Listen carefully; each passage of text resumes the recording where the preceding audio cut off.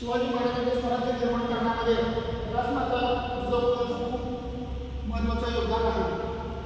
1695 मध्ये लखुजी जाधव सिंदखेडचे सरदार यांच्या घराण्यामध्ये राजमाता जिजाऊंचा जन्म झाला आणि 1605 मध्ये भोसले घराण्यातील शहाजीराजे यांच्यावर त्यांचा विवाह घडून आला.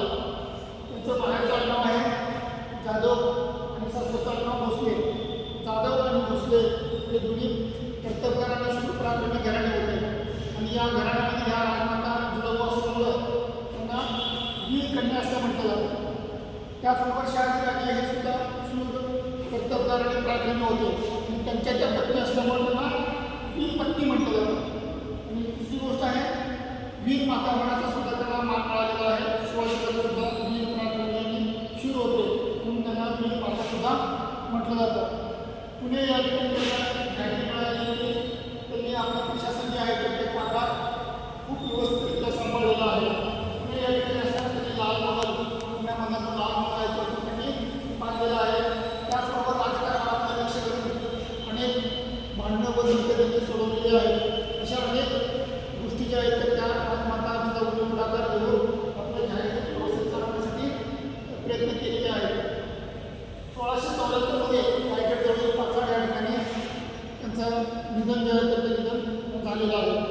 ह्या सर्व गोष्टी घडत असताना या त्यांच्या कारकिर्दीमध्ये त्यांनी शिवाजी महाराजांनी प्रेरणा दिली. ती प्रेरणा या स्वरूपाची आहे. त्यांनी वैभवशाली वारसा त्यांना मिळालेला होता. दुसरं त्यांचं व्यक्तिमत्व जे आहे ते सर्वसामान्य असं व्यक्तिमत्व होतं. तिसरं मुस्लिम सत्तेने त्यांनी नेहमीच विरोध केला होता म्हणूनच हिंदू स्वराज्याची स्थापना त्यांच्या काळात होऊ शकली. नंतर त्या मार्गदर्शक व संरक्षक देवता होता.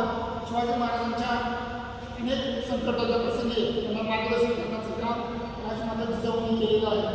आणि राजनीती व स्वराज्याची महत्त्वाकांक्षा त्यांनी राजकारभार सांभाळत असताना राजनीतीचे धडे बाल शिवाजींना दिलेले आहे.